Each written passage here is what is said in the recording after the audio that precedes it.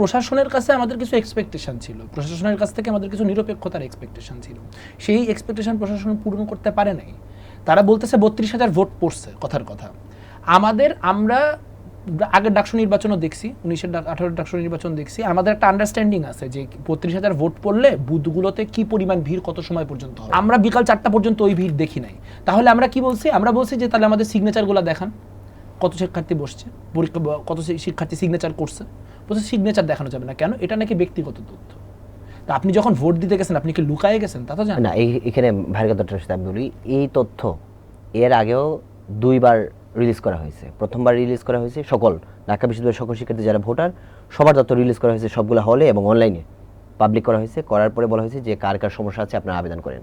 তারপর যাদের নাম আসেনি ভোটার তালিকায় বা যাদের নাম ভুলে চলে আসছে, ছাত্রলীগের অনেকের নাম আসছে, আমরা সেগুলো জানাচ্ছি বিশ্ববিদ্যালয় প্রশাসনকে জানানোর পরে আবার কিন্তু রিলিজ করা হয়েছে। রিলিজ করে 4-5 দিন রাখা হয়েছে, রাখার পরে সেটা আবার ব্লক করা হয়েছে, যেখানে আর কেউ দেখতে পারবে না। এখন আমরা যেটা দেখতে চেয়েছি সেটা হচ্ছে শুধু আমার যে আগের তথ্যগুলো সেগুলোই, আমার নাম, আমার ভোটার নাম্বার এবং আমার হল, এই তিনটার সাথে শুধু আমার সাইনটা যুক্ত হয়েছে, যে ওইখানে আমি উপস্থিত হয়েছি কি হয়েছি না সেইটা দেখানোর জন্য আমার সাইনটা যুক্ত হয়েছে। আমরা শুধু ওই ডকুমেন্টে চেয়েছি যে আমি ভোট দিলাম কি দিলাম না।